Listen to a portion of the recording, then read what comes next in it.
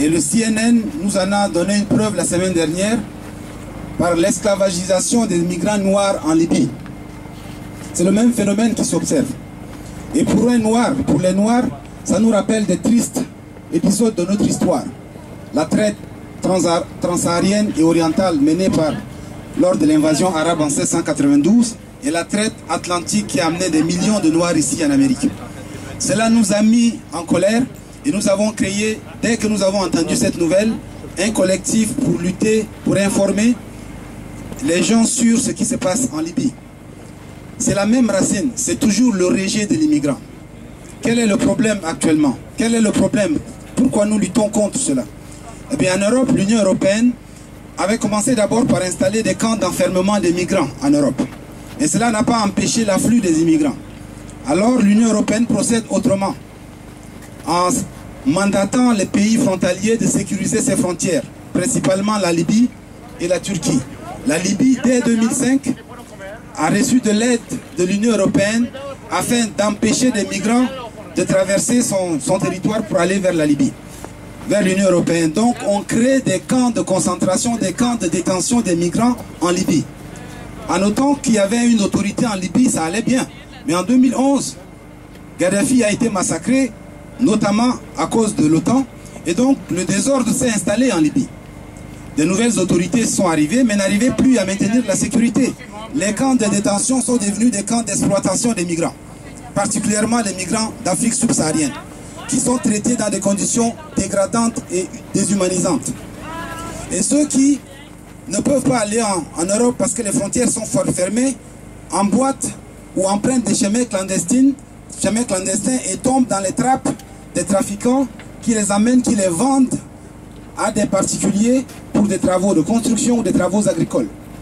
Voilà comment l'Union européenne, qui se prétend une terre de liberté et des droits de l'homme, finance directement la pratique de l'esclavage moderne aujourd'hui en Libye.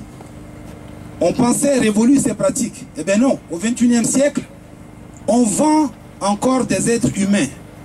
Et ça, grâce à l'Union européenne ou à cause de l'Union européenne. C'est inadmissible pour nous. C'est inadmissible et nous devrons le dénoncer. Et le Canada n'est pas épargné. Le Canada donne 10 millions aux autorités libyennes pour les causes humanitaires.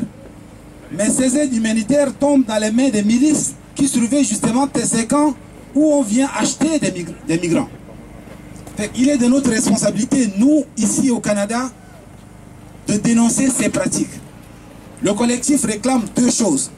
Faire pression sur le gouvernement libyen afin qu'il mette un terme à cet esclavage et punir les responsables. Deuxièmement, mettre l'accent, faire pression sur l'Union européenne afin d'arrêter cette politique qui génère de l'esclavage. Pourquoi ça nous concerne ici? Parce que nous sommes contre la rémigration, n'est-ce pas? Il y a des mouvements ici d'extrême droite qui prônent la rémigration. Eh bien, la rémigration est promue à l'échelle continentale au sein de l'Union européenne. Si nous sommes contre la rémigration ici, nous devrons aussi être contre la rémigration en Europe.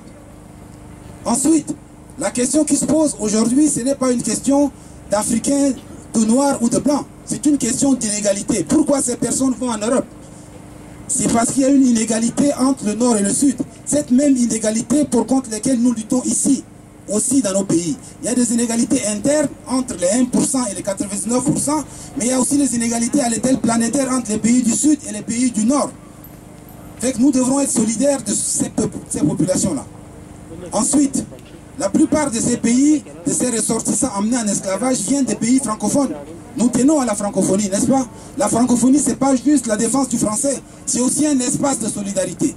Fait que nous, francophones au Québec, nous devrons être solidaires de ces francophones amenés en esclavage. Dernièrement, je pense que les droits de l'homme, et je suis convaincu, comme vous l'êtes également, chaque fois que les droits de l'homme sont bafoués quelque part dans le monde, c'est l'humanité qui est atteinte. Fait que nous vous invitons à soutenir nos actions que nous menons actuellement. Nous prévoyons au sein du collectif un autre rassemblement le 9 décembre ici, sous cette même place de 14h à 15h. Nous en avons tenu une marche le dimanche passé de l'Assemblée nationale au Consulat de France pour dénoncer l'attitude de l'Union européenne. Donc il y aura un rassemblement le 9 ici.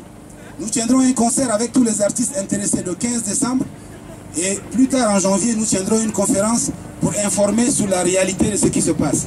Fait que nous vous invitons à nous soutenir. Cette lutte que nous menons ici, c'est la même que les gens mènent aussi en Europe ou qu'ils mènent en Libye. L'esclavage doit arrêter. Non à l'esclavage. Non à l'esclavage. Non à l'esclavage. Merci beaucoup.